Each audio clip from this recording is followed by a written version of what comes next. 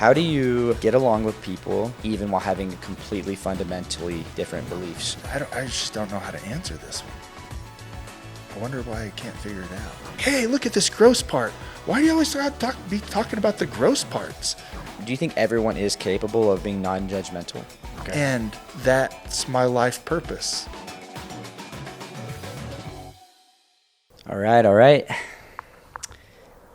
This is Brandon Packard with my guest, Eric Hartman. It's good to have you here again, brother. A pleasure. Let's unpack this. Got it. So, I've had you on here before. As a matter of fact, we were recording yesterday. Mm-hmm. Kind of want to jump into it. I had a couple questions. Okay. And I want to just mostly go on a discovery or a journey. We might not have all the answers. But we have a unique upbringing, and we both grew up in the Church of Jesus Christ of Latter-day Saints. Mm-hmm. And there's very strong opinions and culture there. And something that I find unique is that we might have differing faiths and fundamental beliefs, but we found a very healthy common ground, very healthy respect. Something I've noticed is that a lot of people in the world, my family or just friends, people around me, it's very difficult for them or for a lot of people to feel a respect, a genuine respect, or common ground and love. It almost is, they can love someone, but it's harder to love them if you can't share a similar faith or belief. This is something that I feel like you naturally have been very good at.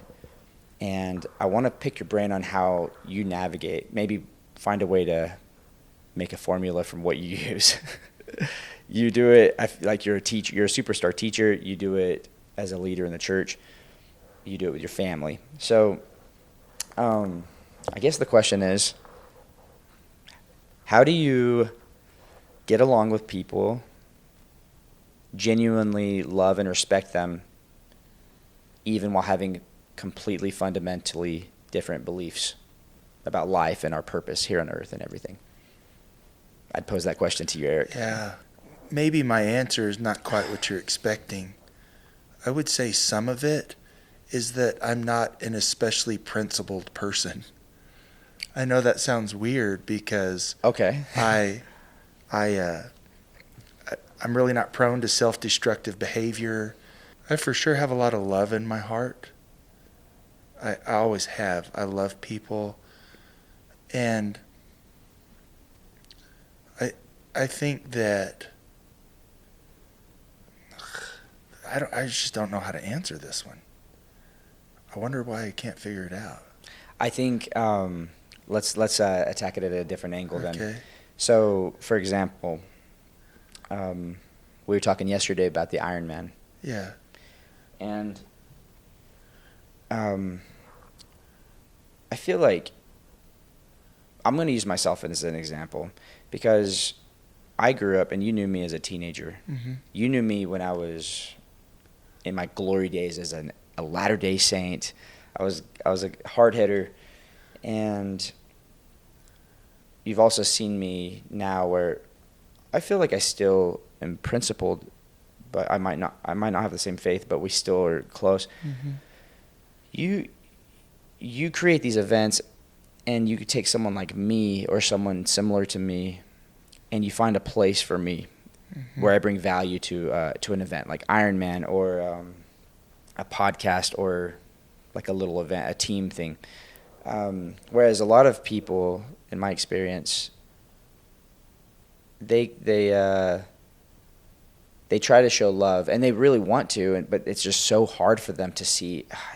It's just hard. I don't know if Brandon should really be involved in this, or they have a harder time finding value in someone that doesn't share their faith. Yeah. It doesn't seem to be a problem. You find value in everyone in this way.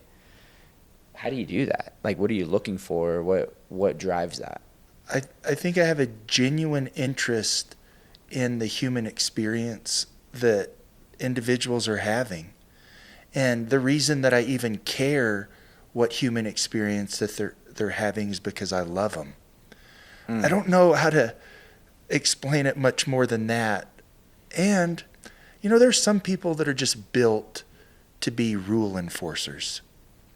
I'm not. I'm not an especially good rule enforcer. I can enforce rules that I think would make a situation unsafe. But other than that, I just don't really care a lot about rules or dogmas or doctrines or groupthink.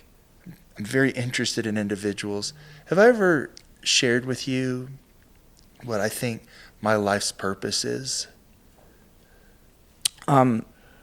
Briefly, but this is kind of what I wanted to dive into this a little bit. And I think that this might have, I do think that this might have something to do with maybe the answer to this question. Because this is a huge question. This is something that I think people ponder on for years, and I just kind of throw it on you in the moment. So take me through your life purpose, and then maybe we could see if we can circle back and see if it has relevance. Yeah. So when I was in the midst of my mental health crash, a friend recommended a book to me. And in this book was what this guy said was a shortcut to finding your life's purpose. I was super skeptical, and I probably should have been. Right. But essentially it was to breathe and focus on your breath, and then naturally let thoughts enter your mind, such as, what is my earliest happy memory? And then once that memory comes into your mind, you write down on a piece of paper, who was there, what was I doing, how was I feeling, other than just happy. Mm-hmm. And I would even add, were you inside or outside? Because I've done this with other people before. And so your first early memory may be something that you hadn't thought of in forever, like you're 5 years old. Okay. And then 8, and then 10, and then 12. And it is amazing how quickly and vividly these memories come into your brain.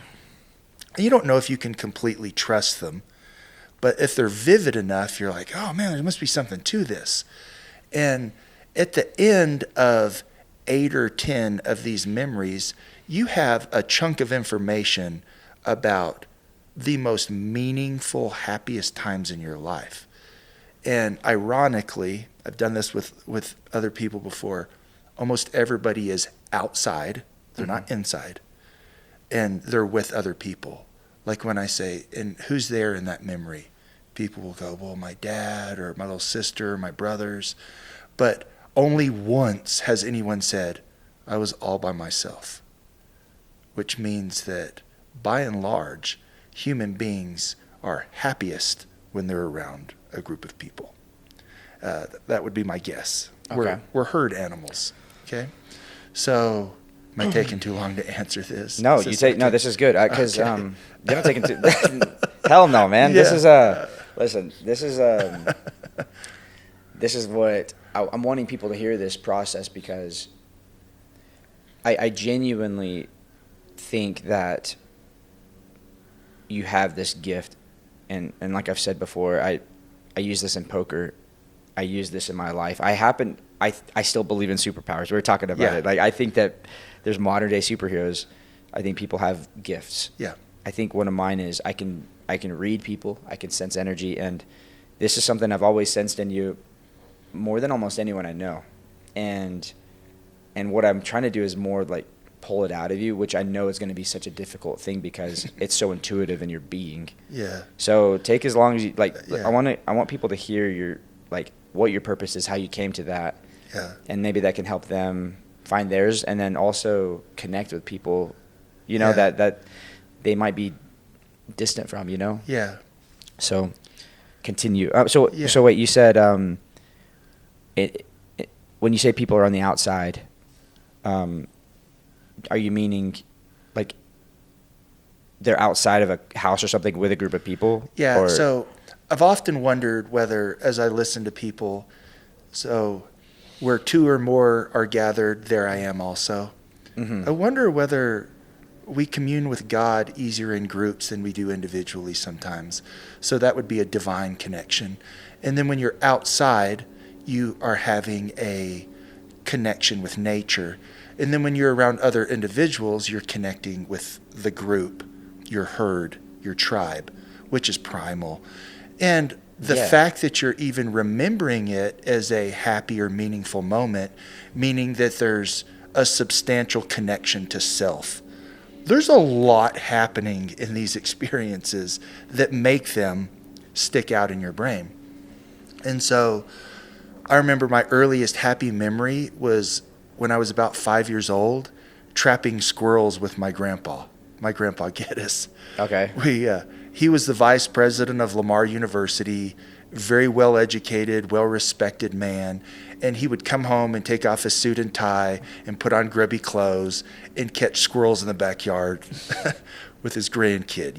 Like that's beast mode. That is beast mode. That might be like one of the most manly things you can do. Yeah, it really is. And I was like, man, why is that memory so powerful to me?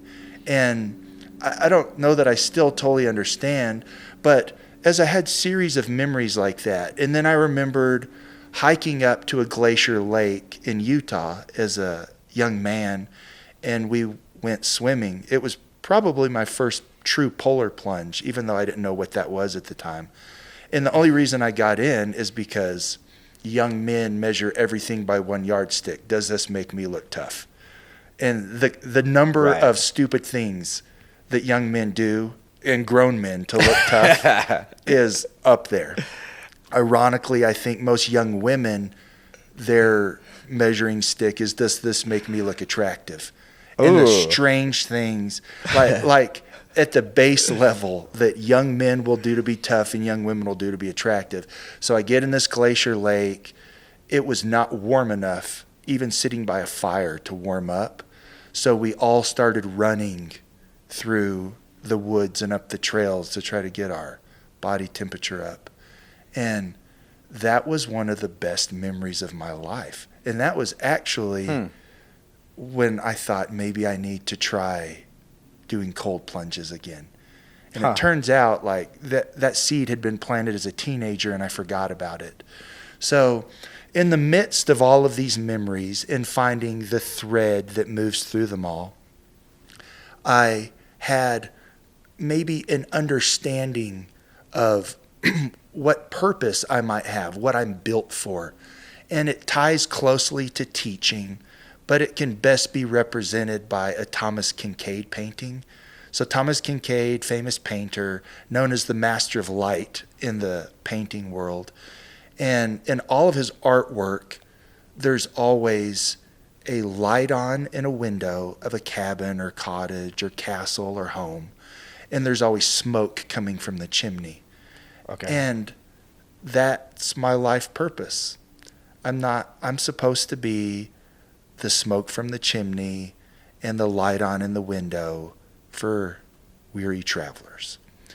And so if you're wondering why I have such an eclectic group of people that I get along with, I'm not sure it's anything I'm consciously doing. It's what God built me to be, which is a resting place for people to just be loved and understood for a little while. And it's not, there's a lot of listening involved in that too. Yeah. I want to add on to that because, weary travelers, it's how we all, especially today, especially emotionally, I feel like people are struggling. Mm-hmm. And, I vent to you, I talk to you,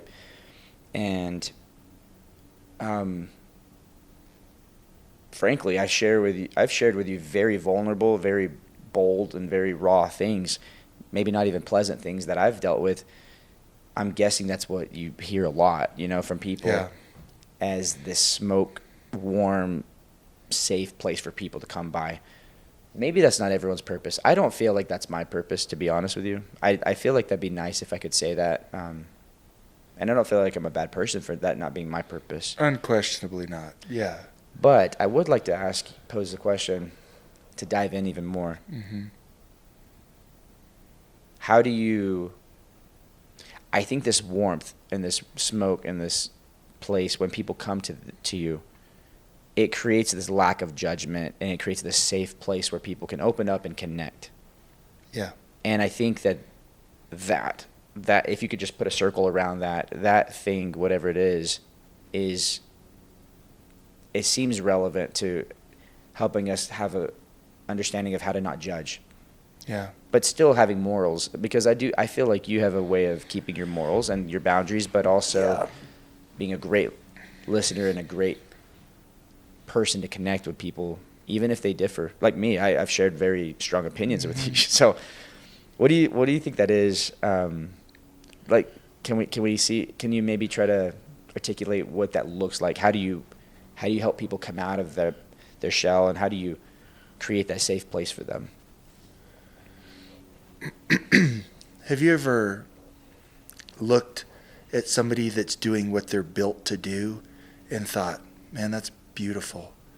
You watch a dancer dance, or you see like a Caitlin Clark or a Steph Curry pull up for a long three, and you're like, oh my goodness. They're in the zone. Yeah.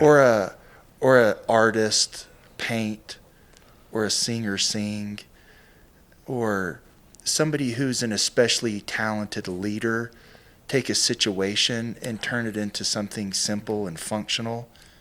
It's beautiful to watch it.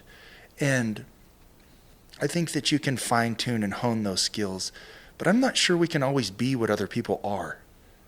Interesting. It's like you were saying, and that has its pros and cons.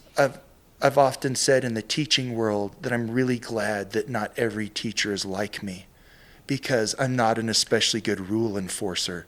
The kids need to be afraid of somebody, and they're not afraid of me, right? So thank God for those other people that do value the rules.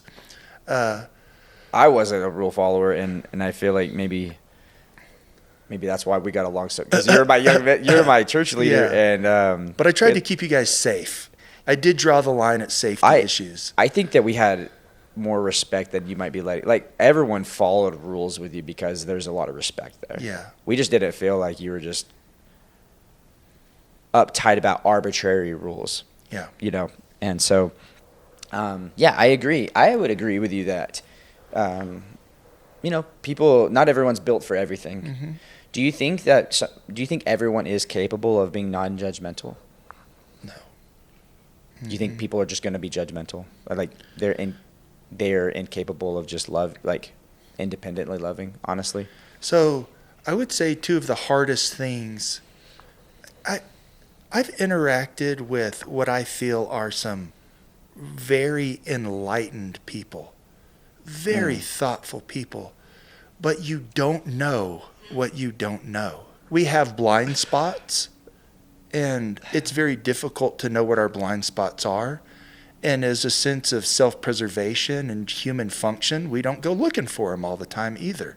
Okay, right? yeah. And then the other side of that is, it is so hard to acknowledge that someone is having a different human experience than you are, and that they're okay. Man, right? That can you wow, that is an interesting statement. It is hard. So hard to acknowledge that someone's having a different human experience, and that's okay. Yeah. Like, there's something inside of us that if we don't resonate with it, then it's almost this problem or something. Yeah. Okay, so maybe not judgment. Maybe not everyone can be non-judgmental. How do we just, like, I guess, let me ask you this. Okay, let's say you have coworkers, you have teachers that are probably anal and not pleasant, and they're probably asking you advice how to connect with students better or how to operate better. What would you say to someone like that? So first of all, almost nobody cares how I think. That's why I think it's so cool that you're willing to invite me on your podcast. That is not true, man. Because most people don't care how I think. And that's not just me. We Yeah, well, to be fair, to Yeah, validate, it's yeah. people don't care what other people think most of the time. Yeah, Because yeah. people are fucking selfish, honestly, Yeah, and yeah. and they're very close-minded most of the time. I think that it takes so much humility to actually care what people think and to be a good listener. Yeah. To be a good listener in the sense of I care to understand just for the sake of understanding, Yeah. even if it's not what I believe. So I would agree with that, but let's just assume you're having a conversation with someone Okay. and they actually are like, I'm having a hard time with these students. I don't know how to handle them. I don't know how can people coexist together then, in your opinion, with differing beliefs? And I'm kind of hammering this. I know it's hard, and I don't know if we'll get to an answer. So I have had this conversation before with especially new teachers. I've been a mentor, 5 or 6 times over the years. And I tell people, if you can simplify what you have to do and focus on the students or focus on people, that's the sweet spot. We think, well, I need to do this and that, and I need to teach them this and that and that. Except for the truth is, they don't even care what you know until they know that you care about them. And that connection requires a little bit of an investment. So if you're like, I'm losing people, I'm not connecting with my family, I'm not connecting with my coworkers, my students, my children, maybe simplify what you have to do. Have to do. And that's not very many things. And then you focus on individuals. Interesting. I love that. So simplify. That might be it, Eric. Simplify what you have to do. I think that it does take a lot of awareness to have a good filter to know what you have to do, right? Because many people would say, well, we have to do this, and then we have to do this. We have to do this. And what do you mean when you say have to do? Let's break that down, because I think I know what you're saying, but what does that actually mean? You mean that's necessary for getting jobs done, or what? So some of that would be, so in teacher world, there would be, what is the scope and sequence of what you're supposed to be teaching? And then how do you simplify that? Maybe in a family, it's, what do I have to be doing? I had a conversation with my buddy yesterday where he's like, we sure spend a lot of time upkeeping lawns. And it's true. It's like, do you really need to cut that much grass? Do you really need to have a big flower garden? Right? Does everything have to be squeaky clean all the time? And maybe those are things you don't have to do. Mm-hmm. Now, the other side of that is, I don't know if you've ever seen the Ford versus Ferrari movie. No. But the character played by Matt Damon, he's given a speech and he's saying, some people like doing this and that and the other, and some people have to do stuff. You have to do it. Like, I have to connect with people. I have to. It's what I'm built for. There's some people that have to protect. They're soldiers. They're sheepdogs. There's some people that have to provide. They're hunters. They're breadwinners. Okay. And like, those are things you have to do. But I just don't think that those things take up as much of our lives as we think they do. Huh. Or they shouldn't. Yeah, I think it kind of goes back to what you're saying. If you can find your purpose, because maybe someone's purpose is to teach more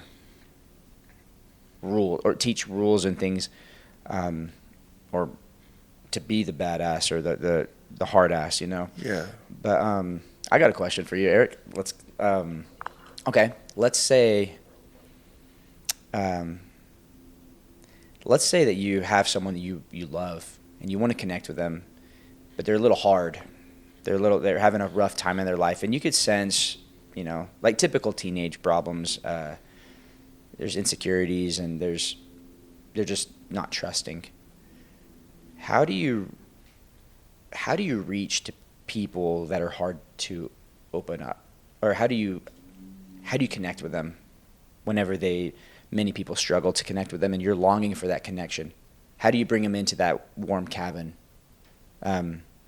Because not everyone has the courage or even the awareness or the knowledge on how to make themselves vulnerable to connect with people. I still struggle. Like, even like people that think about these things all the time, it's not natural all the time for people. But you seem to have a gift. You find a way to connect with people, and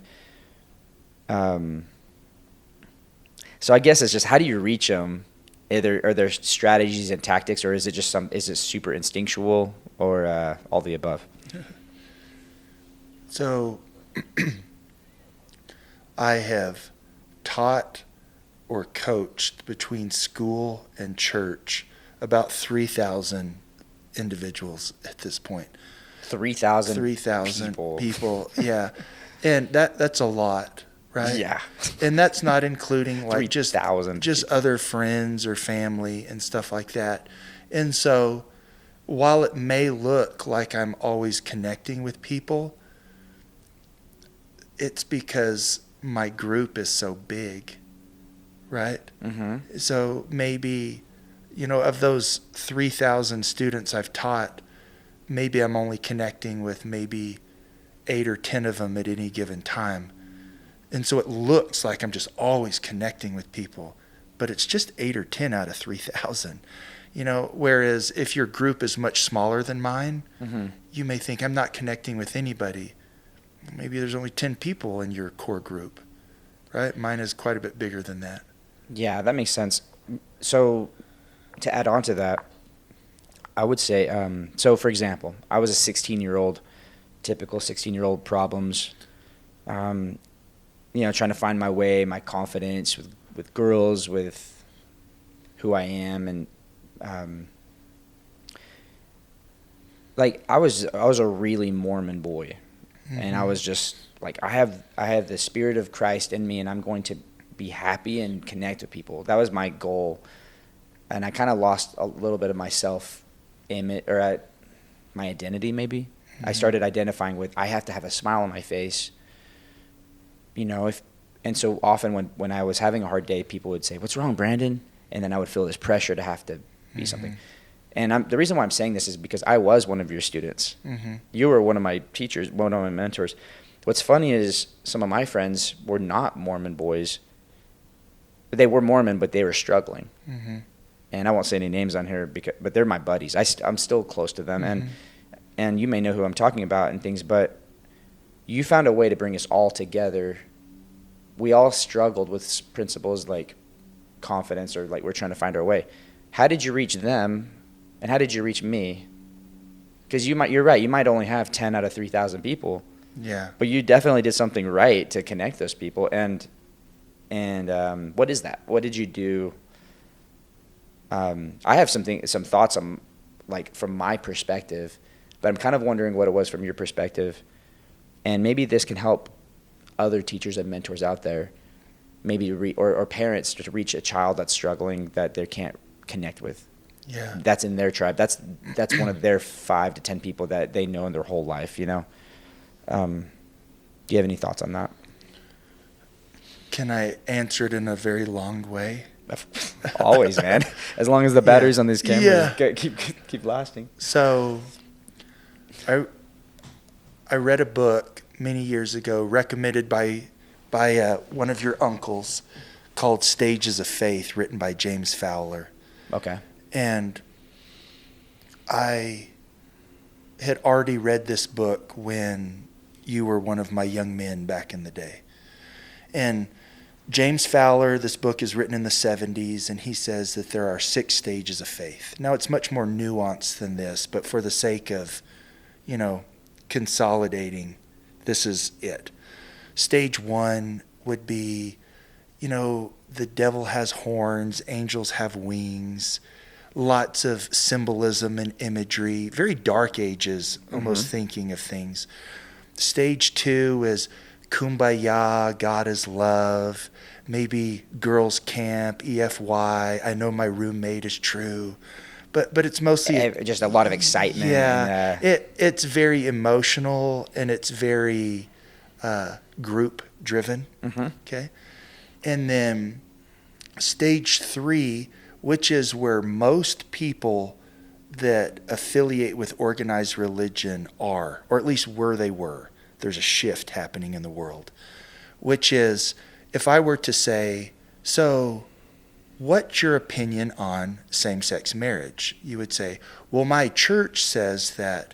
I go, well, but I'm not asking what your church says. I'm asking what you think. And not that it's okay to have an opinion that identifies with the group, right. but it needs to be yours as well and not just the group's. And so people... This is stage 3, right? Stage 3. People have they're very interested in what the group is saying, doing, and thinking. And this has pros and cons. For people that can belong to a group, man, it's the sweet spot.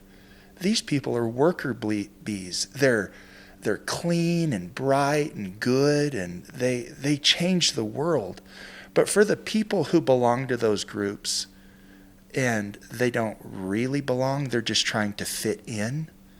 Well, Brene Brown says that the opposite of belonging is fitting in.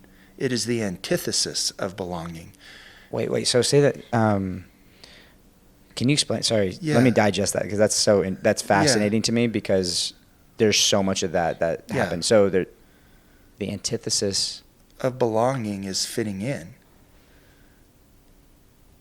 Okay. So you're like, all of the good things that belonging can do for you in your mental health, your physical health, the group, fitting in can do the exact opposite, because it's inauthentic. You're playing a character. Okay? Yeah. And I resonate with that. Yeah, and that's tough. That's real tough. I actually don't know anybody that I would consider especially enlightened that hasn't had a little bit of an identity crisis at some point and thought, man, who am I? What do I believe? Where do I fit in? I think this is a natural thing. And so people move from stage 3 to stage 4 at really 3 core times in life. One is teenage years to early 20s, and then from like a midlife crisis, and then ironically it happens again later in life, like in retirement years when you slow down. So stage 4 is where you become obsessed with the injustices in the world, and so A little bit bitter. Yeah. A little fussy and kind of bitchy a little bit. Or so it's where, so in lots of organized religions, when people move from stage 3 to stage 4, they start to become more critical of the religion itself.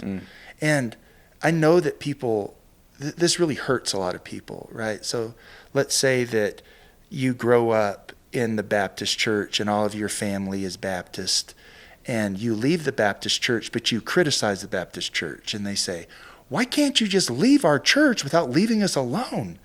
And it's like, well, that's actually not how that stage 4 of faith works. It's a dissection. That's what you're doing. You're taking your faith and you're putting it under a microscope and you're dissecting it. And some of it is gross. And you're like, hey, look at this gross part. Why do you always be talking about the gross parts? Because I'm dissecting my faith and this is what's coming up. And that doesn't make sense to other people. So stage 4 is viewed as a faith crisis by lots of organized religion.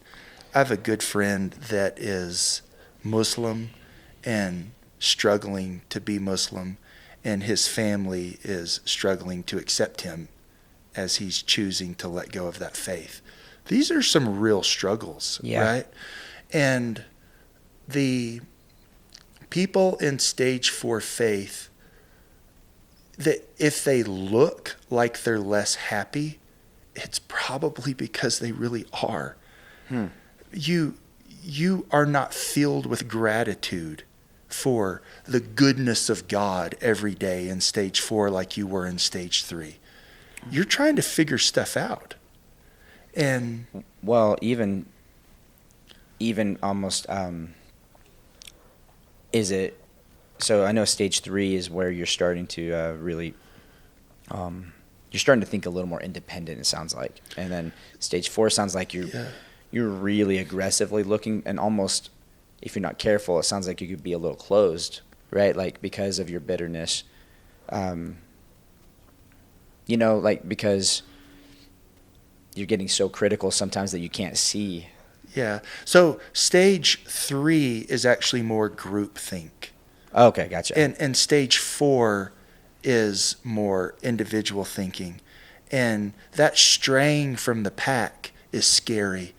It's like the wildebeest that strays from the pack gets eaten by the lions. Your parents are thinking, why are you straying from the pack? Right. You're the wildebeest straying from the pack, and I see the lions over there, and they're going to get you. It's terrifying for parents to watch their children leave the faith of the fathers. Right. So stage 4 has a real important purpose, though, because like Martin Luther, when he wrote down all of the mandates and hammered them to the cathedral door, which led to all kinds of reforms, reformation of Christianity, it's because he was in stage 4. Stage 4 people identify problems that need to be solved. This is so important in a group. These people are ostracized from their group because they're like, no, that's weird. We shouldn't be doing that. No, Right. Don't say that. I mean, to even add on to that, I mean, I remember, in the LDS church, and by the way, I have family in it, and I actually have a legitimate respect for the doctrine still. Yeah. I think it's a beautiful doctrine. And I think you should. I think it's completely logical. Yeah. And it does take an element of faith, but so does anything, Yeah. right? And but I do remember, so the LDS church believes in modern prophets who have the authority to speak for God. Yeah. And I remember asking my friend when I was really searching, and I said, I asked a question, I can't remember exactly what it was, but I've always been a question asker, and he said, well, the prophet said this opinion. And I said, right, but he said that in this book. He wasn't, like, he wrote a book. And,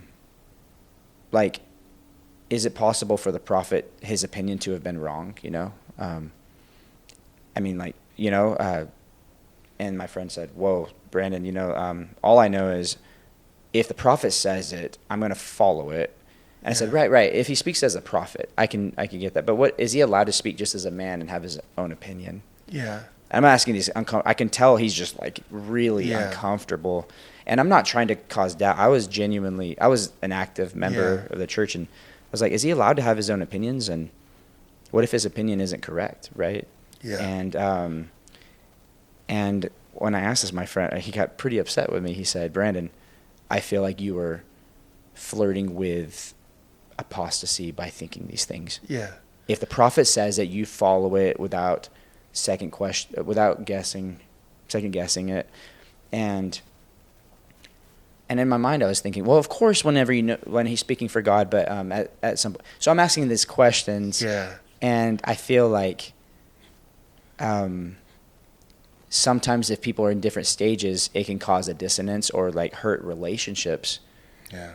I don't know what stage he was. He was very, very faithful, and I just remember this very vividly because I remember feeling genuinely confused why this was a problem that I was trying to understand this. I was trying to know, is the prophet allowed to have an opinion or, which I'm okay with. Like, I think that's fine if he has an opinion and it wasn't necessarily correct. Right. And he finds out later because he's not necessarily speaking for God at that time. Does that resonate at all? Is that in stage 4 of like what I'm... Yeah, I would say that that's probably the beginnings of stage 4 thought. There's a lot of cognitive dissonance in stage 4 thought. And I don't totally know how to handle some of the ways that I feel about that stuff, because I think that pretending is very dangerous. In fact, I remember in the midst of my mental health crash realizing I'm not going to get better unless I stop pretending. I've got to face some of these things head on. And again, it goes back to the, if you're acting authentically and you genuinely belong where you're at, it's such a beautiful place to be. But if you're just trying to fit in and make peace with something that doesn't make sense to you, it can really cause some problems. And so, and I've also, I know this is very controversial.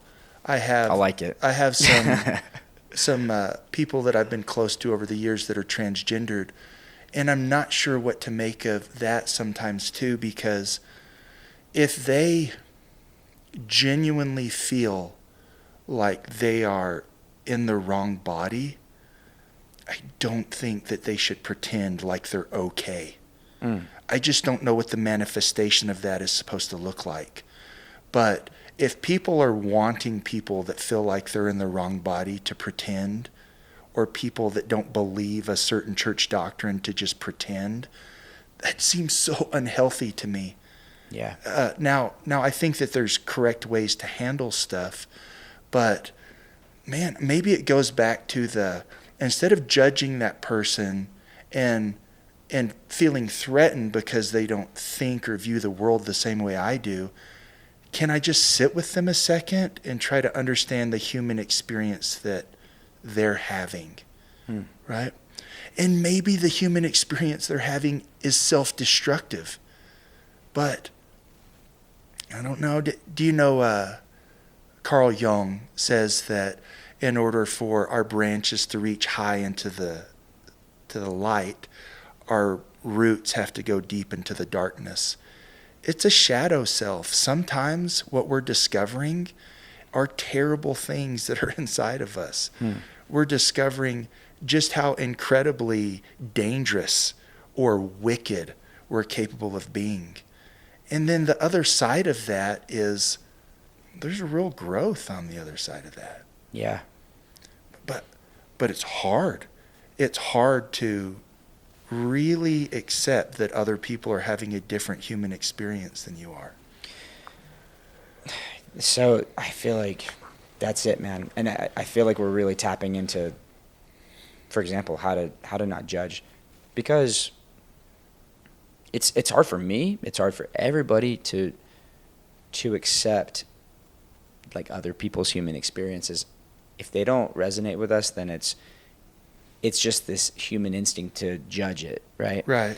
And I do think that has a lot to do with being aware of your own thoughts, to not pretend, right? Like, I love that, for like what you just said there, because in my mind, when you say that, I think pretending, for example, when you're really upset, we pretend to not be upset because we don't want to hurt people's feelings. Or when we are struggling with our faith and we pretend like we aren't, like the dissonance, the cognitive dissonance that happens for me, it caused legitimate anxiety to where I would have panic attacks daily, multiple panic attacks. I would be convulsing and I short of breath. And I know that sounds dramatic, but for me, it was a real thing.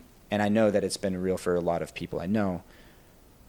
What's funny is that I think I know people in the church that I respect very much, and they are not pretending, and I think that they're comfortable just saying, I don't know this. They're very clear what they don't know, and they're very clear why they believe what they believe. And you can tell that they think, like, you could tell that they seek to understand my human experience. They're not trying to change me. They're genuinely trying to understand things. Yeah. And I actually try to understand them as well, because it's fascinating to me how it's fascinating to me how much faster you learn and grow when you really want to understand something. Yeah.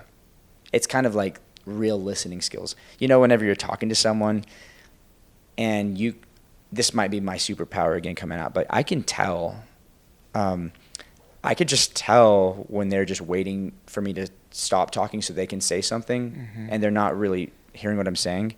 So a lot of times I just have fun with it. I'll just say some ridiculous things and see how much I can get away with until they like catch on to what I'm saying.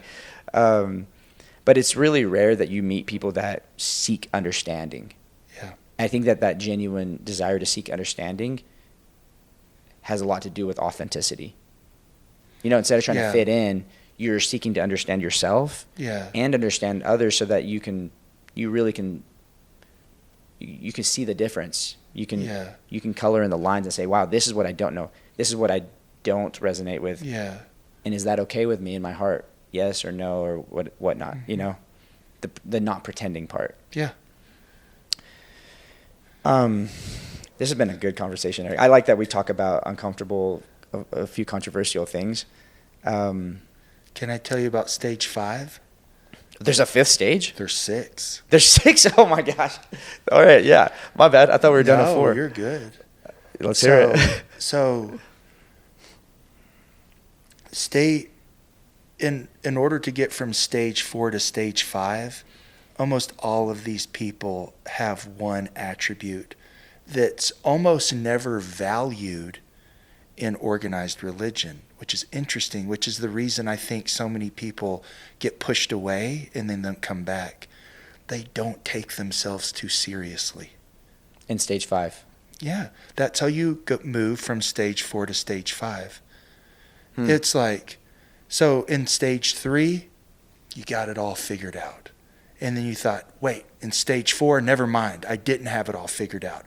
Now this is what's right. And then it's like, at some point you have to go, okay, I totally believed one way and now I totally believe another way. Is there a chance that I could believe a different way? And it's kind of what you were talking about before. So if stage 4 is taking your faith and placing it under a microscope and dissecting it, stage 5 is looking at it through a telescope. And it's like, you're like, whoa, it's so big.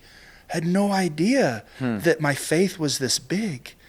And so maybe in stage 4, if you're a carpenter, you walk into a cathedral and you say, termites in the wall over there and that beam sagging and that wall's out of square. And in stage 5, you go, yeah, I still see all those things, but my God, it's a cathedral. And it was built by people of faith to elevate their consciousness to the divine. And maybe that means something, right? Or maybe things aren't as big of a deal. Like it's fine if that beam is a little low. It's not placing so much value on everything. Yeah. Noticing it, but it just is. Yeah. You know. And then stage 6 is these people are almost always killed for their beliefs. They almost never die of old age. They're polarizing individuals. They have a faith such that people will do anything to follow them or anything to stop them. And I would say that history is full of those individuals as well. And guys, I do have to say, I have had thousands of religious discussions with people over the years. If nothing I said right there resonates with you, that's okay. I still think that whatever you're feeling, you could say, no, Hartman, I'm not having a faith crisis. I'm having a truth crisis. I was lied to. I'm like, yeah, I believe you. Yeah. And I'm okay. I believe you. I believe you're good. You don't have to convince me that the human experience that you're having is more or less valuable than the one that me or anybody else is having. I believe you. I believe you. All I'm trying to do is to help people maybe make sense of things that are happening in the world around them. And if it doesn't resonate with you, who cares? Maybe something else will. Mm-hmm. I'm not threatened by that.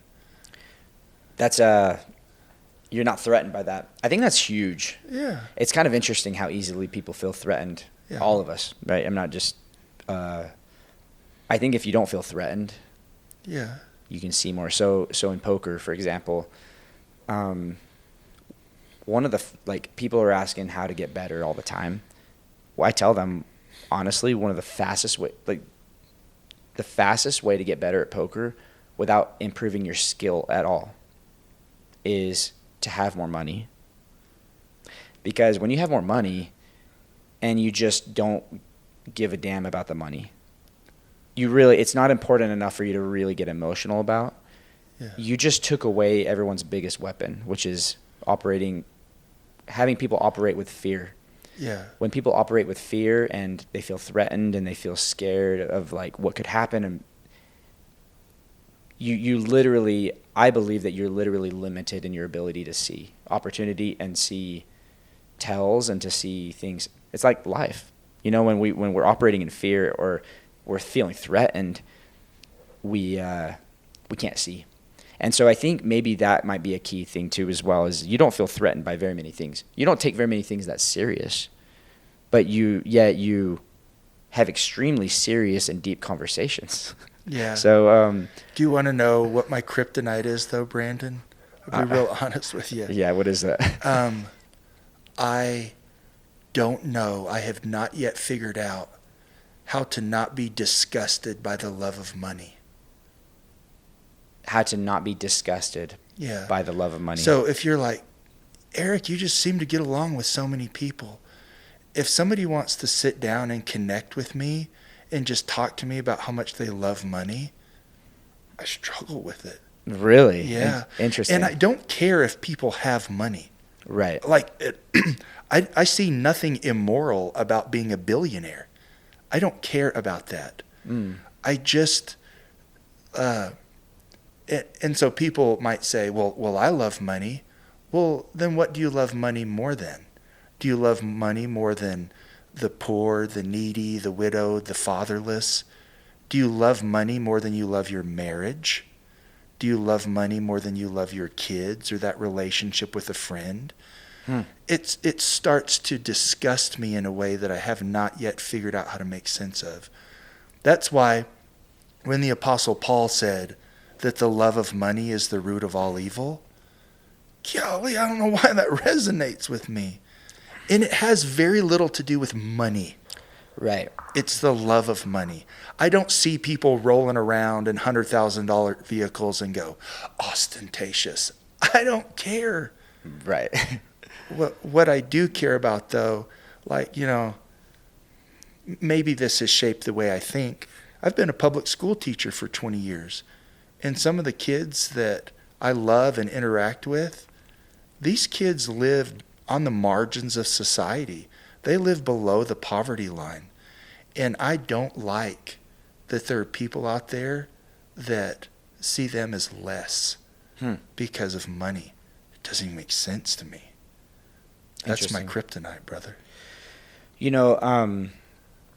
Well, real talk. I first of all, that's vulnerable to even say that on a podcast too. But I appreciate vulnerability, and I think everybody has kryptonite. I mean, obviously, people have kryptonites. I have many actually, like green kryptonite and like red kryptonite and orange, yellow. I probably do too. I got purple. I got purple kryptonite. That's my green kryptonite. That's your green one, yeah. Which is ironic because money is green, right? Yeah. But, so, what's even interesting is that what I think about a lot is when someone says the love of money, I don't often see even people that I would say people would deem as loving money. Loving money, even rich people that love, I don't think it's loving the money. I mean, money is not even real, and most rich people understand, money is it's a concept. It's an attempt to have some kind of representation of what society values. We need something to exchange, and it's just an attempt. And it's just paper. Yeah. And it's even more so, it's just digits on a screen sometimes. Yeah. And so when we say the love of money, it's probably a lot deeper than that. I bet you that what seems to resonate more, or not more, but what seems to resonate is maybe you don't like when people use money as an excuse to think that they're better than people, or that they're higher valued, or some kind of thing for like sure. that. For sure, that's some of it. And some of it might be... So Jordan Peterson says that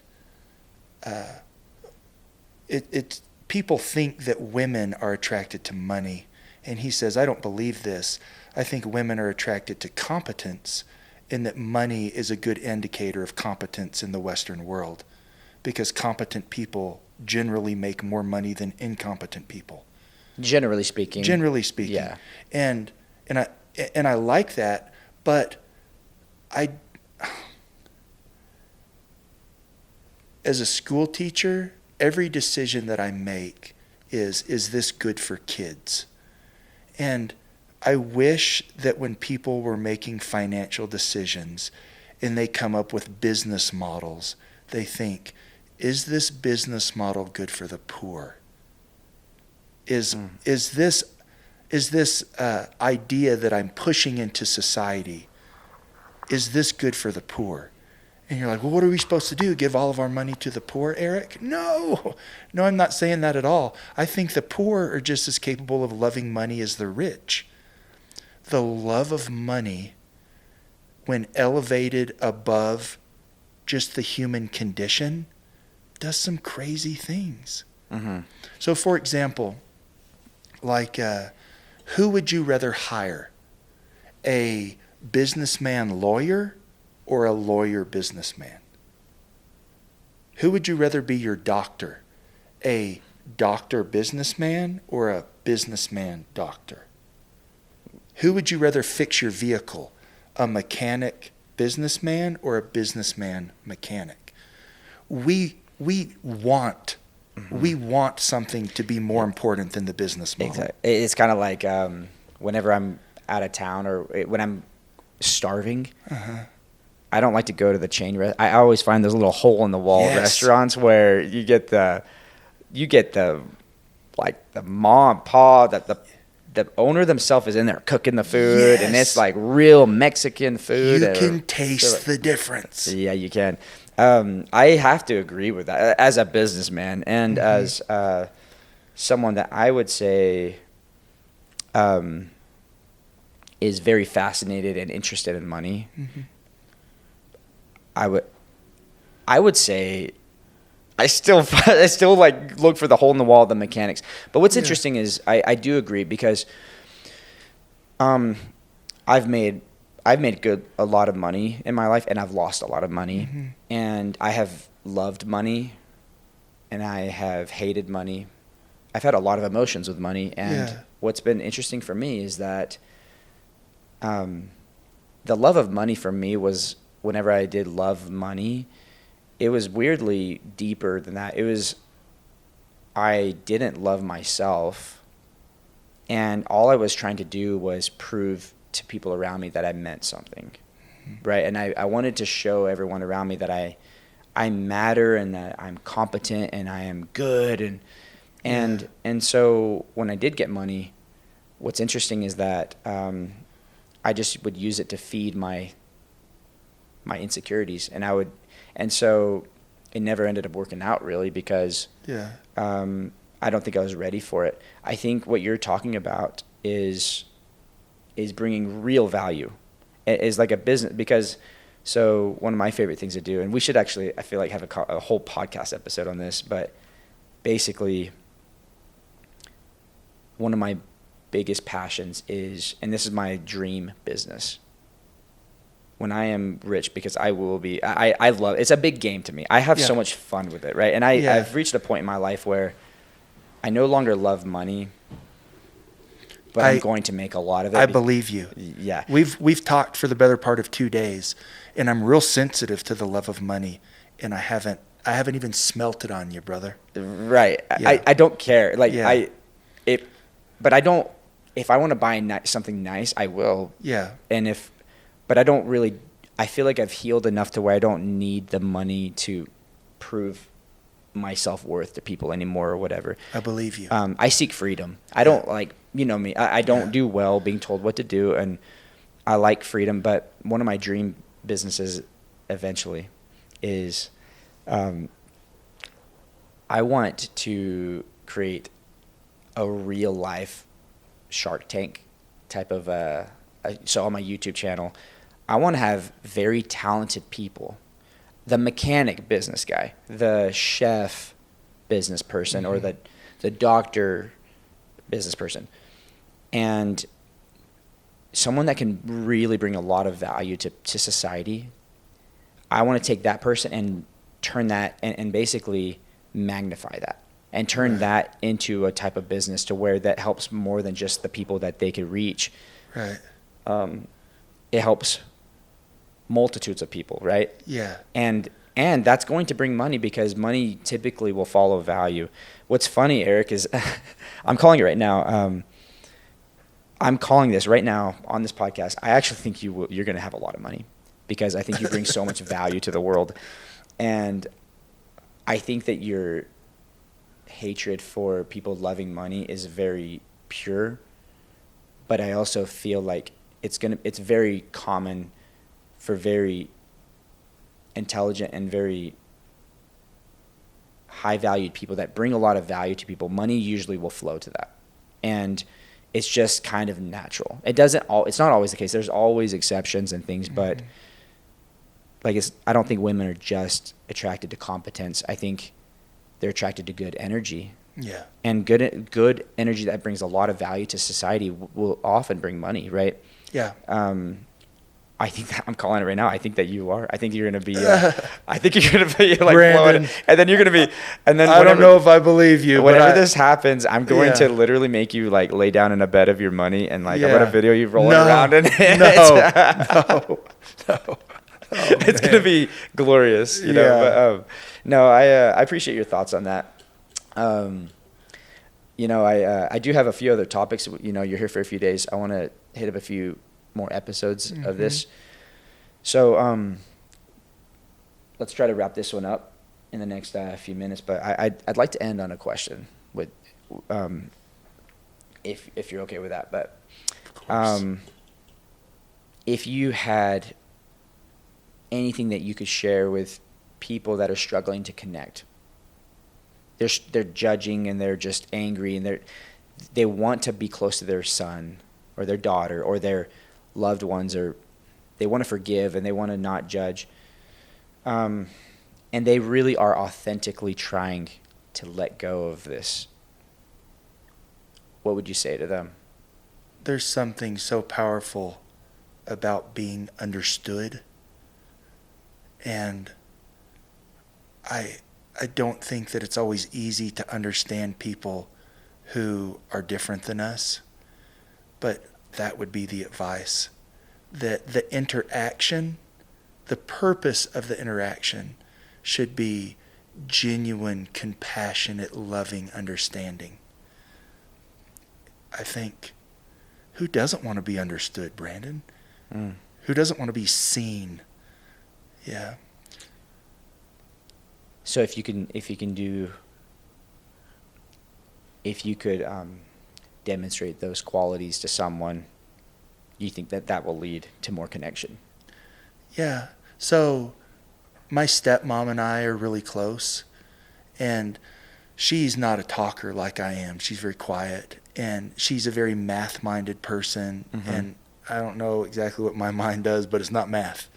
Right. And but if I ask her, I'll say, so tell me about what book you're reading right now, and just genuinely listen to her. Golly, you can learn a ton about people by the books that they read, or the podcasts they listen to, or the movies they watch. And it's like, man, why does that resonate with them? Why is that? And but when you are genuinely trying to understand people, I think the connection is much more organic. Love it. Well, I think that's a good one to end on. And I really appreciate your thoughts, man. Your vulnerability, your courage, and honestly, just being my friend. And It's a pleasure. I feel like we have real talk like this all day long. Yeah. I'm glad we got to record some of it. Yeah. So anyways, man, thanks again. Pleasure.